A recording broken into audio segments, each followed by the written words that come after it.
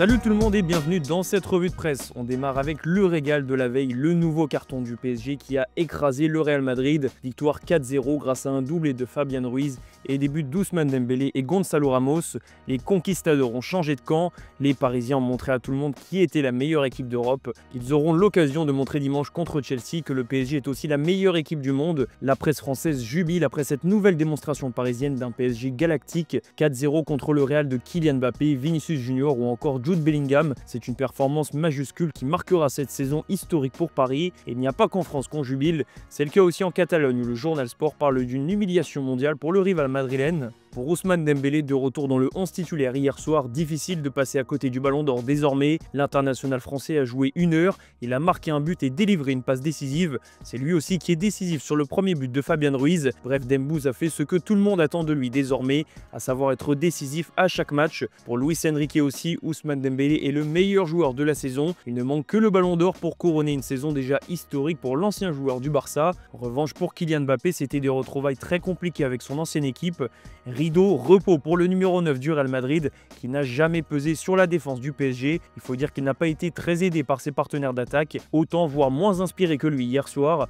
Après la rencontre, Fabian Ruiz, l'homme du match, a souligné la prestation XXL de son équipe. Bueno, no sé si el mejor o no, pero creo que es importante lo que hemos vivido hoy, ¿no? Una semifinal de una Copa del Mundo ante un grandísimo equipo como el Real Madrid y bueno, creo que contento por la parte personal, pero como he dicho antes, sobre todo por la parte colectiva, ¿no? Creo que hemos hecho un partido de principio hasta el final increíble, a pesar de que teníamos al Real Madrid enfrente, a pesar del calor que hacía.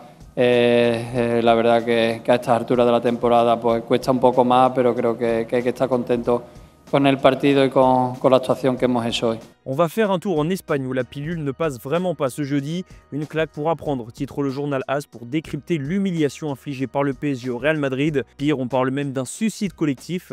En même temps, sans un grand Thibaut Courtois, il n'y aurait pas eu de scandale si Paris avait 5 buts d'avance à la mi-temps.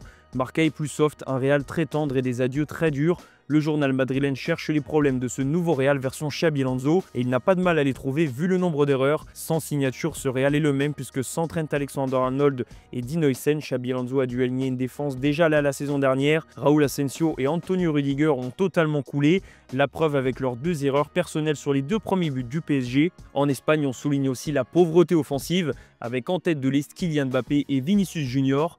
Il a débarqué aux États-Unis avec l'intention d'entrer dans les conversations pour le Ballon d'Or, mais personne ne parle plus de ce débat. Ce n'était pas son grand soir et ça n'a jamais été proche de l'être, écrit As sur Mbappé. Même rengaine pour Vinicius qui n'est pas épargné. Se sentir intouchable n'est généralement pas bon pour quelqu'un dans sa profession et le Brésilien doit comprendre qu'un nouveau patron est arrivé et qu'il va lui demander beaucoup plus que ce qu'il donne en ce moment. Maintenant, Xabi Alonso fait face à un sacré défi, redonner vie à cette attaque, à commencer par Kylian Mbappé. Au vu de ce qui se dit en Espagne, Kylian Mbappé est considéré comme un handicap pour Alonso par la presse espagnole. Ravi pour Luis Enrique, les médias catalans n'ont pas manqué de réagir à la cuisante défaite du rival madrilène. Et Sport en a profité pour tacler Mbappé. Luis Enrique prouve à Mbappé qui avait raison. Une référence à la séquence du documentaire consacré au coach espagnol, vous ne pouvez pas comprendre. Luis Enrique invite Mbappé à défendre plus pour devenir le leader suprême du PSG, un message que l'attaquant du Real n'a visiblement toujours pas écouté. Idem chez Mundo Deportivo, Luis Enrique répond à Mbappé « Tu dois donner l'exemple ». Cette lourde défaite hier était aussi la dernière de Lucas Vazquez et Luka Modric, des adieux en demi-teinte. Modric ne méritait pas ça, écrit Marca, même si on ne retiendra évidemment pas cette ultime défaite pour faire le bilan de son aventure incroyable au Real Madrid. Et un petit mot sur le Barça, la pression est intense sur Luis Diaz, puisque le Bayern Munich aurait fait une offre pour l'ailier colombien de Liverpool. À voir quel choix fera Luis Diaz pour son avenir, l'Espagne ou l'Allemagne. On va revenir en France où l'OL est officiellement sauvé. Le club a appris hier qu'il pourrait bel et bien jouer en Ligue 1 la saison prochaine. Une bouffée d'oxygène pour le club et les supporters qui ont vécu des jours très longs depuis la première annonce de la DNCG sur une rétrogradation en Ligue 2. Le jour du Crédit Lyonnais, écrit l'équipe. Cette décision est une vraie lueur d'espoir pour l'OL qui va pouvoir enfin se focaliser sur la saison à venir. Une saison qui aura lieu sans John Textor mais avec Michel Kang, déjà adulé par les supporters lyonnais. Arrivé la semaine dernière à la tête de l'OL masculin, la première présidente du foot français a réussi son premier défi, à savoir maintenir maintenir le club dans l'élite. Maintenant, il y a d'autres ambitions, notamment en Coupe d'Europe. L'OL jouera en Ligue 1 la saison prochaine, en Ligue Europa également, mais Michael Gerlinger, le directeur général du club, a annoncé d'autres choses en conférence de presse, notamment la volonté de se qualifier pour la Coupe d'Europe dans un an, même s'il n'a pas précisé laquelle. Notre but, ça reste l'Europe. On veut se qualifier pour l'Europe, on veut jouer dans les compétitions européennes et on va trouver les moyens pour se battre comme la saison dernière où on a un peu raté les derniers matchs. On a presque arrivé à 4e place, peut-être même 3e place. Donc on veut refaire cette bataille pour l'Europe la saison prochaine. Direction l'autre olympique. Hier, l'OM a présenté Facundo Medina à la presse. L'Argentin n'a pas eu froid aux yeux pour sa première intervention sous le maillot de l'OM. Et comme beaucoup avant lui, il a comparé le stade Vélodrome aux ambiances argentines. Medina a hâte de jouer pour la première dans son nouveau stade sous le maillot marseillais, au sein d'un projet qui l'a convaincu dès les premières discussions. Et à l'Euro féminin, les Bleus continuent leur joli début de compétition. L'équipe de France a facilement battu le Pays de Galles, une victoire 4-1 et une qualification quasiment acquise en quart de finale. Il ne manquera qu'un point contre les Pays-Bas pour assurer le coup. Elle a apporté le pressing, après elle a fait beaucoup d'appels. Elle a beaucoup joué aussi en déviation et elle a aussi elle a percuté, c'est ce qui nous ramène aussi le penalty. Elle aurait aussi mérité le trophée parce qu'honnêtement elle a fait une très belle performance. Et voilà, elle a l'auteur d'un penalty, d'un but et d'une passe D, donc franchement elle a fait un très gros match ce soir. En Italie, le mercato fait parler au sein de tous les clubs. Ce jeudi, la Gazzetta dello Sport évoque l'offre énorme reçue par l'Atalanta Bergame pour Matteo Retegui. L'international italien a reçu une proposition du club saoudien d'Al-Qadsiya qui va se séparer de Pierre-Emerick Aubameyang.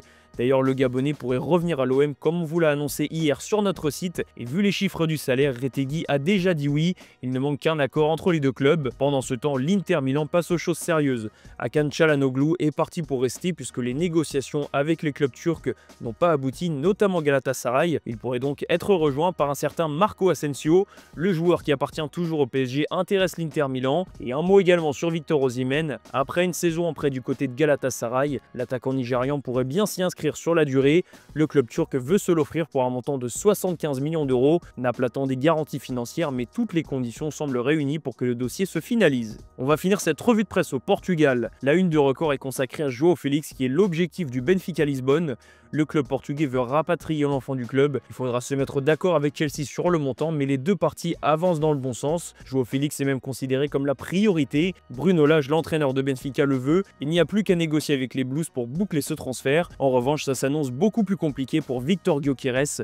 Le Sporting est intransigeant sur les conditions qu'il a fixées en début de mercato. Arsenal n'a pas dit son dernier mot, mais si aucun accord n'est trouvé très rapidement, les Gunners pourraient bien passer leur tour. Et à ce petit jeu-là, le grand perdant s'appellerait Victor Gyökeres parce qu'il est en train de se mettre son club à dos. Il n'est pas encore revenu à Lisbonne pour reprendre l'entraînement.